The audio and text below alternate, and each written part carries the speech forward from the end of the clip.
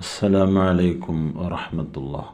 പ്രിയമുള്ള സഹോദരങ്ങളെ, കഴിഞ്ഞ ദിവസം മഹാനായ സുൽത്താനുൽ ഉലമ കാന്തപുരം ഉസ്താദ് കർണാടകയിലെ 70ഓളം മഹല്ലുകളിലെ ഖാദിയായി നിയമിക്കപ്പെട്ടു.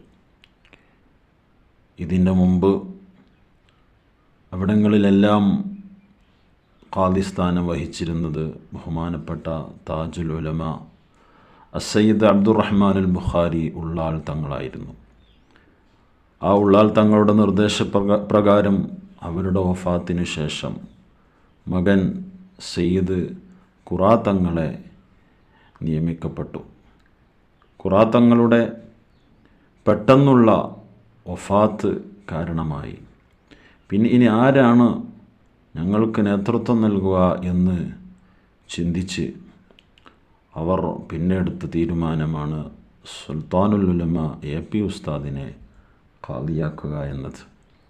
അങ്ങനെ ഈ മഹല്ലുകളിലെ എല്ലാ വേണ്ടപ്പെട്ട ആളുകൾ ഉസ്താദിനെ പോയി കാണുകയും ഉസ്താദിനോട് ഞങ്ങളുടെ ഖാദിയാകണമെന്ന്, ഖാദി സ്ഥാനം ഏറ്റെടുക്കണമെന്ന് പറഞ്ഞപ്പോൾ ഉസ്താദ് അല്പം നേരം ചിന്തിക്കുകയും അതിനുശേഷം പറഞ്ഞു, സുന്നത്ത് ജമാഅത്തിൻ്റെ ഐക്യത്തിന് വേണ്ടി, നിങ്ങളെ നാട് മഹല്ലുകളിൽ ഭിന്നിപ്പില്ലാതിരിക്കാൻ വേണ്ടി ഞാൻ ആ ഖാദി സ്ഥാനം ഏറ്റെടുക്കുന്നു എന്ന് പറഞ്ഞ് ബഹുമാനപ്പെട്ട സുൽത്താനുൽ ഉലമ AP ഉസ്താദ്, അല്ലാഹു ആഫിയത്തുള്ള ദീർഘായുസ്സ് നൽകി അനുഗ്രഹിക്കട്ടെ, ഈ പ്രായത്തിലും ഇത്രയും യാത്ര ചെയ്ത് അവിടെ എത്തുകയും 70ഓളം മഹല്ലിലെ വേണ്ടപ്പെട്ട ആളുകൾ ഉസ്താദിനെ ആ ഖളാ ഏൽപ്പിക്കുന്ന രംഗം കാണേണ്ടത് തന്നെയാണ്. വീഡിയോയിൽ നമുക്ക് കാണാൻ കഴിയും.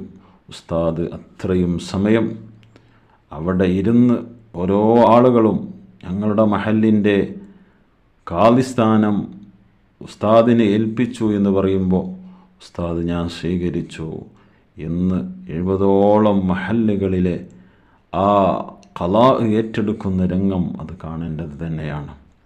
ബഹുമാനപ്പെട്ട സുലൈമാൻ ഉസ്താദും അതുപോലെ ഒരുപാട് മഹത്തുക്കളായ പണ്ഡിതന്മാരൊക്കെ സംബന്ധിച്ച ഒരു വേദിയായിരുന്നു. ആ പരിപാടിയിൽ ബഹുമാനപ്പെട്ട ഉസ്താദ് അവറുകൾ നടത്തിയ പ്രഭാഷണം ഏതൊരാളും കേൾക്കേണ്ടതും അതിൽ നിന്ന് പാഠം ഉൾക്കൊള്ളേണ്ടതുമാണ്. ഏതൊരു പണ്ഡിതനും ഏതൊരു മുതഅല്ലിമിനും ഉണ്ടായിരിക്കേണ്ട വളരെ അത്യാവശ്യമായ ഒരു കാര്യമാണ് വിനയം എന്ന് പറയുന്നത്, താഴ്മ എന്നുള്ളത്.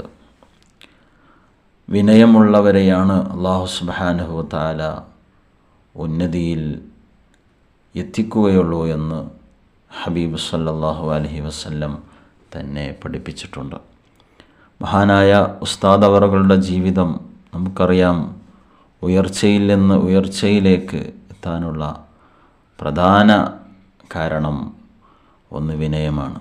ഉസ്താദ് തന്നെ പറയാറുണ്ട്, എന്നെക്കുറിച്ച് ആര് പൊക്കി പറഞ്ഞാലും ആര് പ്രശംസിച്ചാലും എനിക്ക് ഒരിക്കലും അഹങ്കാരം തോന്നിയിട്ടില്ല. അത് എനിക്ക് അള്ളാഹു ചെയ്ത വലിയ അനുഗ്രഹമാണെന്ന് ബുഖാരിയിൽ ഇടയ്ക്കിടയ്ക്ക് ഉസ്താദ് അവറുകൾ പറയാറുണ്ട്. ആ ഉസ്താദിൻ്റെ ജീവിതത്തിലെ പ്രധാനപ്പെട്ട ഒരു കാര്യം വിനയമാണ്. മറ്റൊന്ന് അവിടുത്തെ ഉസ്താദുമാരോടുള്ള ബഹുമാനം. ഉസ്താദുമാർക്ക് ഖിദ്മ ചെയ്തത് കാരണം ആ ഉസ്താദുമാരുടെ ഗുരുത്വവും പൊരുത്തവും അത് തന്നെയാണ് അവിടുത്തെ ജീവിതത്തിലെ വിജയത്തിൻ്റെ നിദാനം. ഉസ്താദ് തന്നെ അവിടുന്ന് ആ പ്രസംഗത്തിൽ പറയുന്നത് നിങ്ങൾ കേൾക്കുക. ഞാൻ മനസ്സിലാക്കുന്നു, വേലൂർ ബാഖിയാത്തു സ്വാലിഹാത്തിൽ പഠിക്കുന്ന കാലത്ത് അന്നത്തെ പ്രിൻസിപ്പാൾ ബഹുമാനപ്പെട്ട ഷേഖ് ഹസൻ നദത്ത് നവറല്ലാഹു മർക്കദഹു മഹാനവറുകളാണ്. അദ്ദേഹത്തിൻ്റെ സ്ഥിതി എന്താണ്?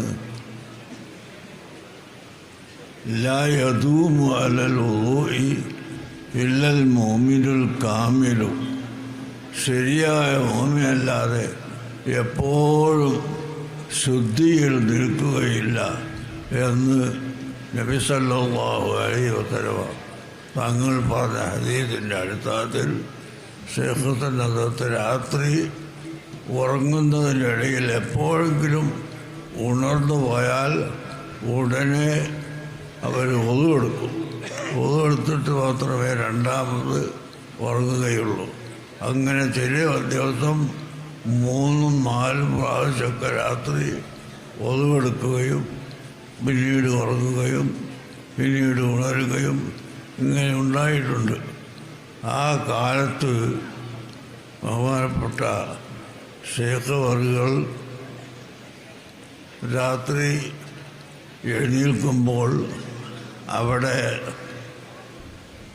വെള്ളം ഇല്ലെങ്കിൽ, കാരണം ഇന്നത്തെ പോലെ പൈപ്പില്ല, ലൈറ്റില്ല, ഒന്നുമില്ല. ഒരു ചെറിയ മണ്ണെണ്ണ വിളക്ക്, മണ്ണെണ്ണ റേഷനുമാണ്.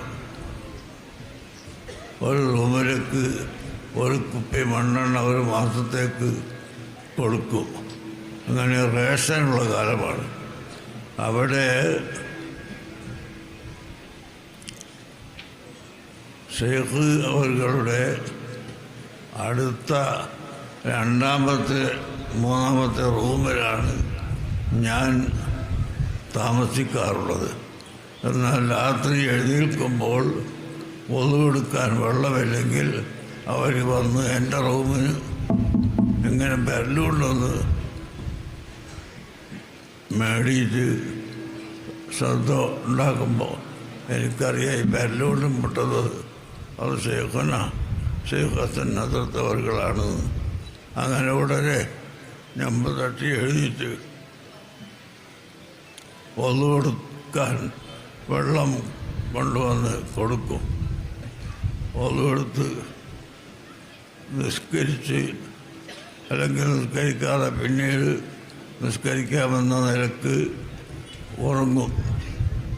അപ്പോൾ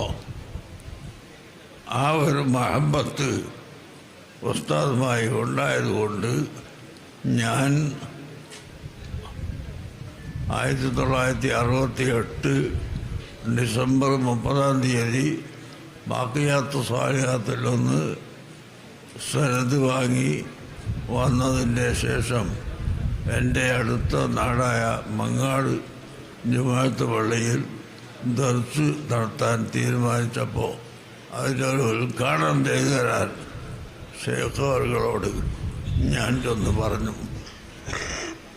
എന്നോട് പറഞ്ഞു, എൻ്റെ ശിഷ്യന്മാരല്ലേ ധാരാളമുള്ളത്, അപ്പോൾ എല്ലാവർക്കും ദർസ് തുടങ്ങിക്കൊടുക്കാൻ പോകാൻ എന്നെ കൊണ്ട് കഴിയില്ല, അതുകൊണ്ട് നിർബന്ധിക്കരുതെന്നൊക്കെ പറഞ്ഞെങ്കിലും അവസാനം ഞങ്ങൾ തമ്മിലുള്ള ഈ ബന്ധത്തിൻ്റെ അടിസ്ഥാനത്തിൽ ഉസ്താദ് അവർകൾ ദർസ് തുടങ്ങാൻ വന്നു.